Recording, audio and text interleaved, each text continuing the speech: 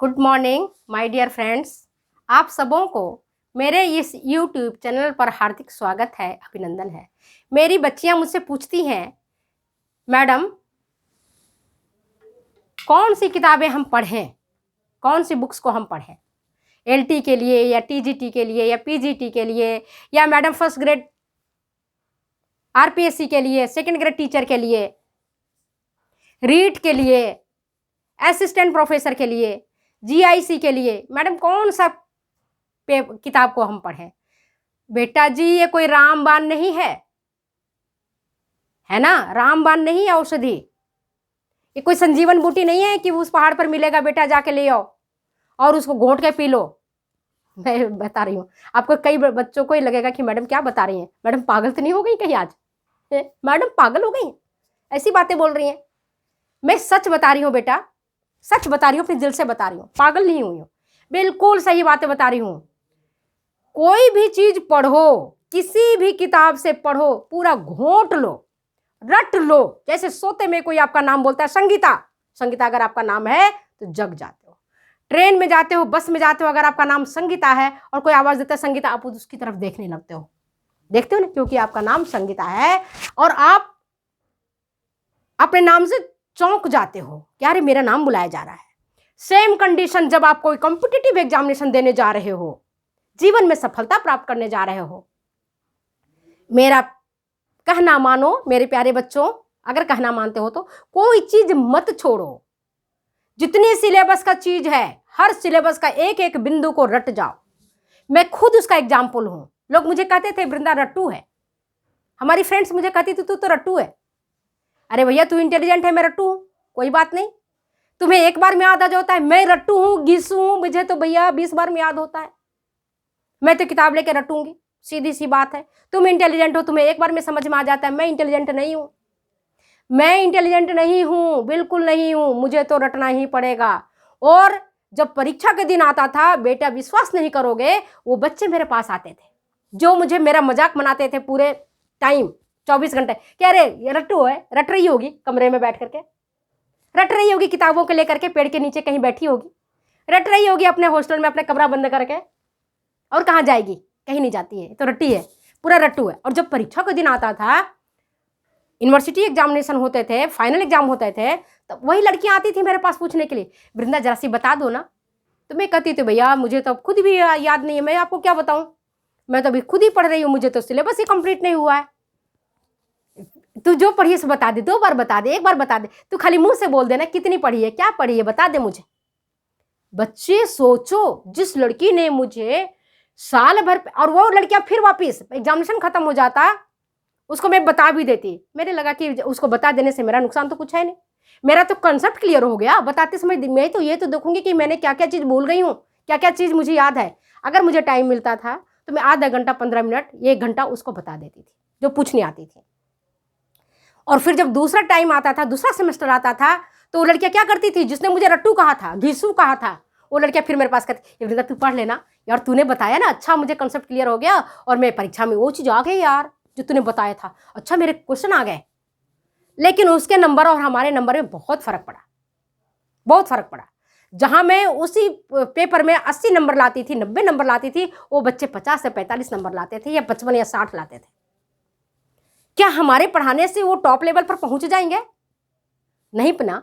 जब तक वो साल भर मेहनत नहीं करेंगे, 6 महीना पहले मेहनत नहीं करेंगे, तब तक क्या वो पहुंच जाएंगे बेटा? पहुंच जाएंगे? बता दो कि नहीं मैडम पहुंच जाएंगे? वो नहीं पहुंचेंगे।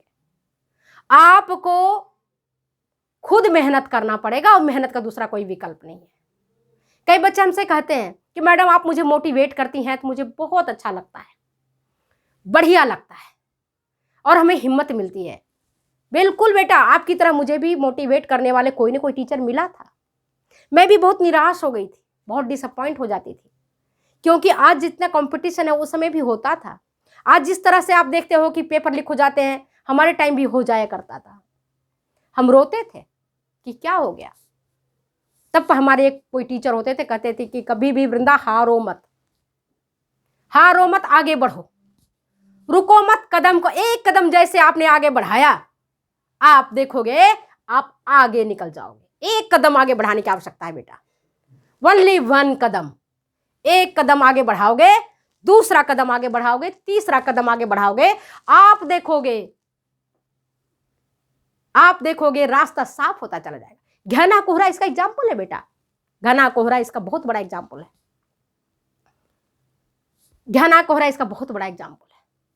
घने कोहरे में हाथ से हाथ नहीं सूझता, दृष्टि जहां तक दौड़ाते हैं कोहरा ही कोहरा दिखाई पड़ता है। लेकिन जब हम चल पड़ते हैं उस रास्ते पर, कदम दर कदम आगे बढ़ाते हैं, हमें रास्ता मिलता चला जाता है और हम मंजिल तक पहुंच जाते हैं। यही कंडीशन हमारी सफलता और असफलता के बीच का है। घने कोहरे से हमें निकलना है। असफलता का बादल चारों तरफ छाया हुआ है, निराशा का घोप अंधेरा है निराशा का घोप अंधेरा। छटने दो उसको। कैसे छटेगा? हम कहेंगे मुझे कोई मत बोलो, ऐसा नहीं होता, बोलेंगे लोग। आप रोकोगे मुझे मत कोई बोलो, टॉर्चर करेंगे लोग, कहेंगे क्या पढ़ती है, पहला बार परीक्षा दी पास नहीं हुई, दूसरी बार दी पास नहीं हुई, छोड़ दो तुम पढ़ना, बच्चा संभालो, घर संभालो, ये करो, रोटी बना के दो। आप निराश हो जाओगे, निराश हो जाओगे, हो जाते हैं निराश। हम भी निराश हो जाते थे, रोते थे। आप विश्वास करोगे, आज मैडम को आपने देखा कि मैडम की 50-45 किताबें हैं, मैडम वीडियो पढ़ाती है, मैडम ने धरातल को छुआ है, मैडम ने जमीन को देखा है, मैडम ने कष्ट को देखा है। इसलिए आपकी पीड़ा मेरी पीड़ा है। आप नहीं क्वालिफाई कर पाते हो, मेरा भी जी बहुत दुखता है। मैं भी सोचती हूँ मैं आपको किस तरह से मदद करूँ, कैसे मैं आपको पढ़ाऊँ कि आपको समझ आ जाए और आप क्वेश्चन अच्छा कर लो। इसीलिए मैं कंसेप्ट पर ध्यान देती हूँ। क्वेश्चन तो कोई आपको लाख करा देगा, 2 लाख क्वेश्चन करा देगा, कोचिंग वाले पैसा लेकर के आपको पढ़ा ही रहे ना, आप जा सकते हो, दुनिया भर का कोचिंग है।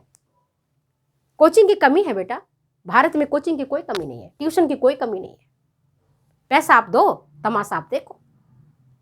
लेकिन कंसेप्ट क्लियर करना आपके लिए है और आपकी मेहनत है, आपके अंदर की मोटिवेशन है, आप अंदर से कितना जागे हुए हो।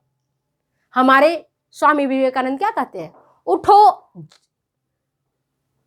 उठो, चलते रहो, उठो, जागो, चलते रहो, और तब तक चलते रहो जब तक कि मंजिल नहीं मिल जाए। बताओ, हमारे विवेकानंद कह के गए हैं, स्वामी जी कह के गए हैं, उठो, जागो और तब तक चलते रहो, या जागो, उठो और तब तक चलते रहो जब तक कि हमें मंजिल नहीं मिल जाए। आपने जो मंजिल तैयार किया है, आपने जो लक्ष्य तैयार किया है, आपके पास जो गोल है, उस गोल पर आप चलते रहो, निरंतर चलते रहो, रुको नहीं, पीछे मुड़ के देखो नहीं। एक एग्जाम्पल मैं बताती हूं इसको, अर्जुन से मैं बताती हूं। आप जानते हो कि द्रोणाचार्य गुरु थे कौरवों और पांडवों के, और उनका खुद बेटा अश्वत्थामा जो अर्जुन का ही उम्र का था, वह भी विद्या अध्ययन करता था। अब विद्या अध्ययन जब गुरु द्रोणाचार्य का पुत्र अश्वत्थामा करता था, तो पति और पत्नी के दिमाग में लगता था, गुरु तो चाहते थे कि अर्जुन जो है बहुत बड़ा धनुर्धर बने, क्योंकि आज्ञाकारी था, विनम्र था, अपने काम में लगा रहता था, अपने धुन में लगा रहता था। अश्वत्थामा को चाहते थे कि अश्वत्थामा को मैं अर्जुन से ज्यादा ज्ञान दूं, ज्यादा बुद्धि दूं। तो सबको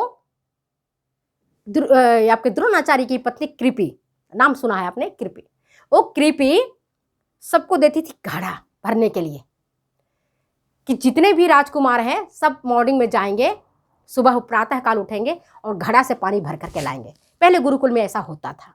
आज अगर हम किसी बच्चे को कह दें कि बेटा घड़ा में पानी भर के लाओ, तुरंत एक्शन हो जाएगा। बच्चों से आपने काम करवाया, आपने बच्चों को टॉर्चर किया। पहले ऐसा नहीं होता था गुरुकुल में। तो जब कृपि देती थी तो अपने पुत्र का घड़ा जो होता था, उनके पुत्र का जो घड़ा होता था, उसका मुंह होता था चौड़ा, घड़े का मुंह, और अर्जुन के जो घड़ा होता था उसके मुंह होते थे छोटे। तो अर्जुन और अश्वत्थामा मॉर्निंग में, इन्हीं दोनों को गुरु ने कहा था भाई धनुर्विद्या सिखाना है, तो 2 को सेलेक्ट किया, एक अपना पुत्र और एक अर्जुन, और उनको दे दिया घड़ा सिखाने भरने के लिए। तो अश्वत्थामा जाता था, उसका घड़ा बड़ा मुंह होता था, जल्दी से पानी भर लेता था और दौड़ के अपने माँ के पास आकर के अपना टास्क पूरा कर लिया। और जो द्रोणाचार्य थे, वो दोनों को तो बराबर चाहते थे, पर चाहते थे कि कहीं ना कहीं देखो हमें पुत्र मोह होता है कि नहीं होता है। अगर घर में भी देखोगी, एक अपनी जेठानी की बच्चा है, एक अपना बच्चा है, दोनों को अगर पढ़ा रहे हो, दोनों को आप खिला रहे हो, तो ऑटोमेटिक आपको अपने बच्चे के प्रति स्नेह ज़्यादा हो जाता है प्रेम। ये भगवान ने किया है, और हमारे तुम्हारी बस की भी नहीं है कि पुत्र मोह ना हो, पुत्री मोह ना हो, संतान मोह नहीं हो, ऐसा होता नहीं है। तो क्या हुआ, अर्जुन अपना, उसका घड़ा का मुंह छोटा होता था सुराही, तो अब धीरे धीरे करके उसका पानी भरता था, फिर लाता था। अर्जुन बराबर इस बात को नोटिस कर रहा था, लेकिन उसने कभी ऑब्जेक्शन नहीं किया, कंप्लेन नहीं किया। वो रोज अपना निरंतर काम करता रहा। एक दिन क्या होता है, रात के टाइम में ही, है ना, अभ्यास कर रहे थे, जो द्रोणाचार्य सिखाए थे वो अभ्यास कर रहा था, दिन रात दिन रात दिन रात। प्रातःकाल जल्दी उठ करके, रात को आधी रात में, शाम को जब देखो तब। तो एक बार द्रोणाचार्य उधर टहलते टहलते देखे कि रात के टाइम में कौन इतना धनुष चला रहा है, भाई कौन है ऐसा। जाके देखते हैं तो अर्जुन अपना धनुष चला रहा था। जब अर्जुन धनुष चला रहा था, है ना, अभ्यास कर रहा था, द्रोणाचार्य ने उसके कंधे पर हाथ रखा, पुत्री क्या कर रहा है तू? क्या अभ्यास कर रहा हूं गुरुदेव। कि रात में? कि हाँ गुरुदेव, रात में इतना अभ्यास करने की क्या जरूरत है? फिर भी उसने कंप्लेन नहीं किया कि कृपी माँ, गुरु माँ, मुझे कम चौड़े के मुंह वाली घड़ा देती, उनको हमें बिल्कुल सकरी मुंह वाला घड़ा देती पानी लाने के लिए, और अश्वत्थामा जो आपका पुत्र है उसको चौड़े मुंह वाले घड़ा को देती है पानी भरने के लिए। वो ज्यादा सीख लेता है उस दौरान, मैं कम सीखता हूँ। उन्होंने कोई कंप्लेन नहीं किया। द्रोणाचार्य के अंदर से गुरु है, मन पिघल गया, और उन्होंने कहा, पुत्र तुम निराश ना हो। तब से द्रोणाचार्य ने अपने पुत्र को और अर्जुन को, पुत्र को बराबर से शिक्षा दी। तो कौन था उसका अपने अंदर की ललक, अंदर का मोटिवेशन, अंदर का भी प्रेरणा। आपको कौन अपनी मंजिल पर ले जा सकेगा? ना कोई किताब, ना वृंदा सिंह का कोई लेक्चर, और ना किसी को ये आपका कोचिंग क्लास का आपका लेक्चर आपको ले जाएगा। आपको अगर आप सफलता की अगर सीढ़ी को प्राप्त करोगे तो वो है आपका मेहनत, आपका अंदर का मोटिवेशन, आपके अंदर का जिजीविषा, आपकी जिज्ञासु प्रवृत्ति होना। अगर आप जिज्ञासु प्रवृत्ति हैं, अगर आप मोटिवेशनल आपके अंदर है कि सुबह हम प्रातः काल उठेंगे, चाहे कुछ भी हो जाए, चाहे मैं खाना ना खाऊं, चाहे मैं गंदे कपड़े पहन लूं, चाहे मैं घर की सफाई नहीं करूं, लेकिन मैं पढ़ाई करूंगी, मैं पढ़ाई करूंगी चाहे कुछ भी हो जाए, चाहे मेरे सासू गाली दे, चाहे हस्बैंड चिल्लाएं, चाहे जेठ मुझे ताना मारे, चाहे देवरानी मुझे गाली दे, मुझे तो पढ़ना है भाई, ये नहीं हो पढ़ना है, टाइम निकाल के पढ़ना है, कैसे भी पढ़ना है। लोग यही कहेंगे ढीठ हो गई है, खराब हो गई है। हाँ भैया मैं खराब हूं, हाँ मैं भैया मैं ढीठ हूं। लेकिन जिस दिन बेटा आप क्वालिफाई कर जाओगे, याद करोगे उस दिन वृंदा मैडम के इस लेक्चर को, ये मेरी बातों को याद करोगे कि आज मैडम आपने मुझे इतना अभिप्रेरणा दी थी, इतना मोटिवेट किया था कि आज मैं अपने मंजिल को, कई लोग क्या होते हैं मंजिल को हार जाते हैं, पहले ही कदम पीछे कर लेते हैं।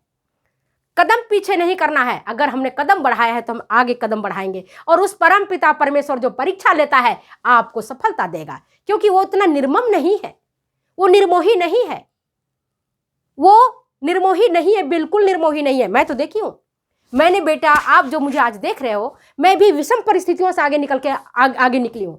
मेरा परवरिश और मेरा जन्म ऐसे परिवार में हुआ था जहां पर लड़की का उस समय शिक्षा प्राप्त करना देना एक चैलेंज से कम नहीं था, एक चुनौती से कम नहीं था, बहुत बड़ी चुनौती थी मेरे सामने। लेकिन अंदर का मोटिवेशन था कि मुझे कुछ करना है, मुझे थोड़ी सी में भी कुछ करना है। लोग इसी किताब को पढ़ते थे, मान लो वृंदा सिंह की किताब या कोई भी किताब को पढ़ा, मेरे पास भी वही लाइब्रेरी की बुक्स होती थी, और हमारे घर वाले कहते थे ये फेल हो जाए, फेल हो जाए। लेकिन जब मैं परीक्षा जाती थी देने के लिए, भले मेरे पास एक ही किताब था, मैं उन किताबों को पन्ने पन्ने रट जाती थी, कॉमा फुल स्टॉप तक रट जाती थी। कौन सा पेज में क्या लिखा है मुझे मालूम था कि इस पेज में ये चीज लिखी हुई है। और यही कारण रहा बेटा, आज तक मैंने ईश्वर का आशीर्वाद से मेडिकल को छोड़ करके कोई कंपटीशन 2 बार नहीं दिया। ईश्वर का आशीर्वाद है कि उन्होंने मुझे इतना अंदर से बल दिया, इतना से ताकत दिया, इतनी सी क्षमता दी। और यही कारण है कि आज मैं आपके समक्ष उपस्थित हूं और मैं आपको अपनी अनुभव से आपको शेयर कर रही हूं। कोई बड़ी बात नहीं बता रही हूं, ये बात आप सब जानते हैं। प्रैक्टिकल चीज बिल्कुल अलग है थियोरिटिकल चीज से। मैं बातों से आपको मन बहला रही हूं, लेकिन परिस्थितियों को आप झेल रही हैं, मुझे पता है परिस्थितियों को झेल रही हैं आप। आज मैं क्लास में जाती हूँ, कॉलेज में लड़कियों को पढ़ाती हूँ, मैं गर्ल्स कॉलेज में ही टीचर रही हूँ। लड़कियाँ आती हैं, मैडम मैं प्रेग्नेंट हूँ, मैडम मैं शादीशुदा हूँ, मैडम मेरी ननद की शादी है, मैडम प्रैक्टिकल नहीं कर पाऊंगी, कोई बात नहीं, तुम जाओ, नहीं करोगी ना कोई बात नहीं, लेकिन मैं जितना बताती हूँ उतना तू कर लेना, तुम अच्छे नंबरों से पास हो जाओगे। थ्योरी में तुम नंबर लाओ, प्रैक्टिकल में मैं दूंगी तुम्हें। तो थ्योरी में ऐसा नहीं, मेरी नाक मत कटवा देना कि थ्योरी में तो, प्रैक्टिकल में तो मैंने आपको 90% नंबर दे दिया और थ्योरी में तो जाकर के 30% भी नंबर नहीं लाई तो लोग हंसेंगे मेरे ऊपर। ऐसा काम मत करना, ऐसा मत करना। मैं आपको नंबर दूंगी, आप थ्योरी में अच्छे नंबर ला के दिखाओ, मुझे 50, 60, 70 ला के दिखाओ, मैं तेरी मदद करूँगी। तो बेटा आज मैं आपको मदद करने के लिए ही खड़ी हुई हूँ और मैं समझती हूँ कि अब आपके अंदर कुछ न कुछ बदलाव आया होगा। अगर मेरे इन बातों से एक बच्ची के हृदय में भी बदलाव आया, एक लड़की भी अगर मेरी बातों को सुन ली, एक बच्चा भी मेरी बातों को समझ लिया, एक छात्र भी मेरे बातों को गहन अंदर से ले लिया, दुनिया के तानों को भूल गया और अपने काम में लग गया, सफल हो गया, जरूर उसका मन कहेगा कि मैं सफल अगर हुआ हूं या हुई हूं इनके कारण। आज जिन मैडम ने मेरी मदद की है उनके मैं तहे दिल से शुक्रगुजार हूँ। कोई भी तीज आता है, त्यौहार आता है या कुछ ऐसा आता है, मेरे जेहन में समाहित रहती है। और आज इसका ज़माना है आपके इंटरनेट का, उनके माध्यम से मैं उनका आभार करने में ज़रा भी नहीं चूकती हूँ। तो अगर ये वीडियो आपको अच्छी लगती है तो प्लीज़ शेयर करें, कमेंट करें, सब्सक्राइब करें। फिर मिलते हैं अगले वीडियो में अगले एपिसोड के साथ। तब तक दो बेटा जाने की इजाज़त। Bye bye.